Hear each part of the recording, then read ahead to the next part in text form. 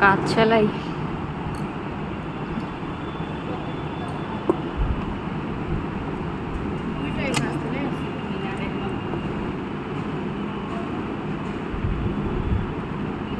কাজ সেলাই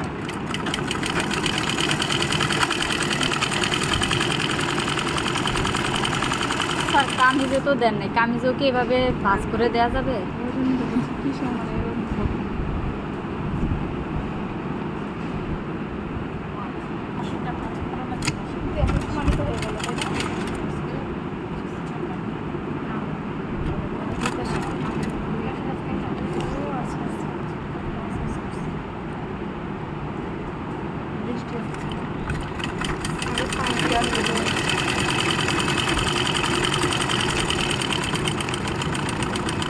কাঁধে কি করছে, এক মানে পিছনের ইয়ার একটু নিচে রাইখা উপরে একটা বাস করে দিছে, সমান করে সেলাই না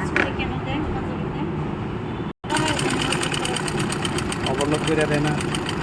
জি স্যার।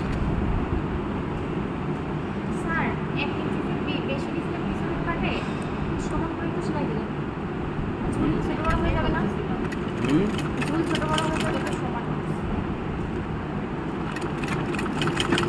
ছোট বড় বেশি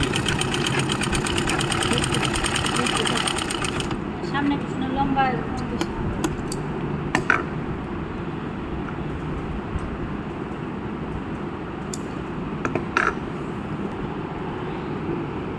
বেশ কম আছে। মাথাটা স্যার হ্যাঁ মাথা যদি বেশ কম 100টা থাকে তাহলে আমরা একটু হালকা কেটে দিই।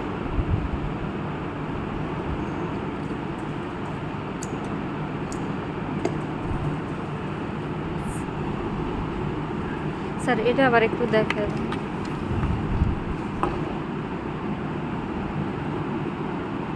স্যার উল্টা দিকে নিলেন না সোজা দিকে নিলেন? উল্টা দিই,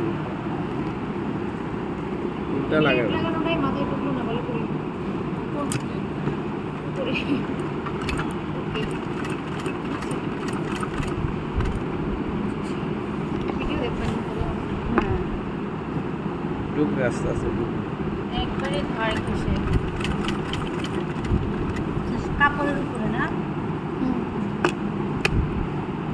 স্কার্টের মতো। প্রথমে কলারটাকে ওই যে মাঝখানে একটা টিপ চিহ্ন দিছে, ওইখানে আগে গলার মাঝখানে গলার ইয়ে করে নিচ্ছে, দেখে যদি যতটুকু লাগে ততটুকু গলা কাইটা নিচ্ছে, কিন্তু এটা ভিডিও পজ হয়ে গেছিল ওটা নেই। মাঝখানে খোলা হবে না। এই যে এটা সমস্যা এই জায়গাটা। তবে শীষ পেনটা নেই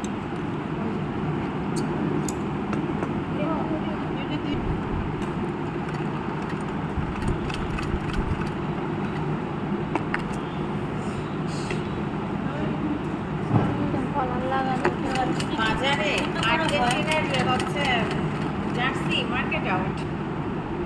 ছোট বড় হবে কেন? মাপটা দিছি না, মাপ নিছি।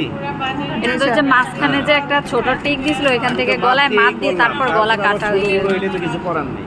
এনে আছে দাও বাবা, এনে দাও। আমার ছেলেরা শুনছে যে আর্জেন্টিনা হচ্ছে আর ইসরায়েলকে সাপোর্ট করছে, সেদিন আর জানে বলে আমাদের বাংলাদেশের জার্সি আছে। সাকুনটা টানতে আছে বুঝে না, স্কুলে যে শুনছে ওকে ওকে গায়ে দেখছে। বাংলাদেশের লোক এখন যদি সার না মিলে তাহলে কি হবে? না মিললে ফালাই দিবেন।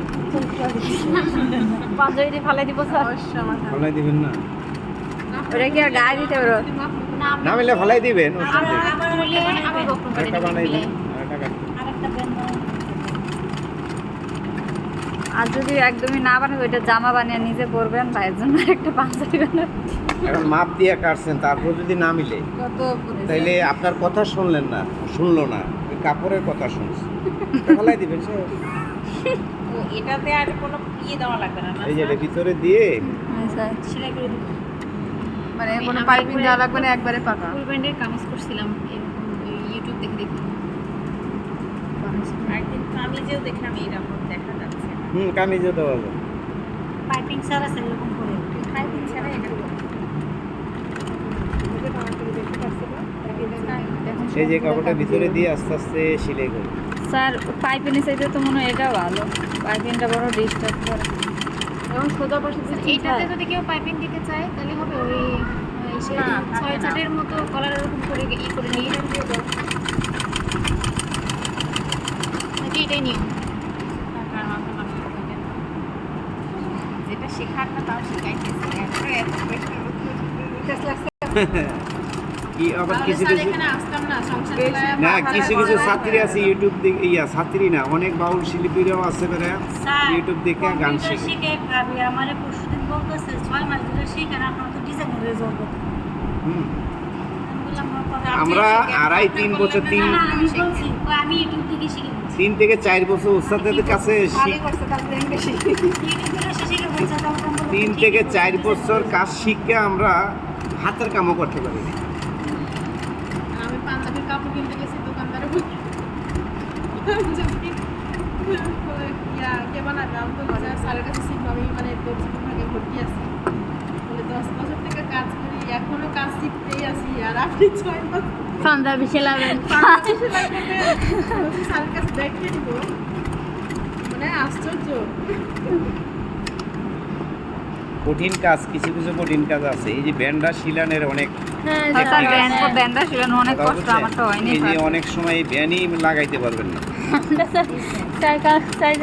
যে আমরা পাঞ্জাবি কিনতে গেছি পরে এক একজনে পাঞ্জাবি কয়- কালার এক ভাবি পছন্দ হয়েছে বলে বলে যে আমি এটা নিলাম আমি রাত্রে করবো এটা আমার ভালো লাগছে স্যার আমি যদি ব্যান্ড গলা না লাগাইতে পারি গোল গলা করে দিব আমার মতো এটাই পর বউ বানাইছে এটাই তো ইউটিউবে টিভি দেখায় এখন তার মার্কেটে যায় টুপি পাই না 20,000 22,000 টাকা 12,000 টাকা আসলে এই হলো এটা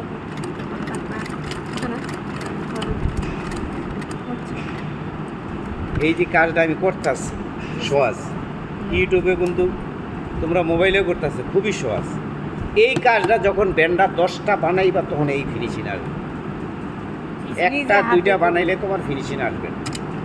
বাচ্চাদের বানানোর আগে প্যান আগে 10-12টা বানাই হ্যাঁ বাচ্চাদের দেখো না এই জন্য পরীক্ষার আগে বানাবোই না পরীক্ষা শেষ হোক তারপর যখন বানাবেন তখন জানি কথা বাচ্চাদের দেখো না হাতের লেখা কি করছে আগে এমনি সরেও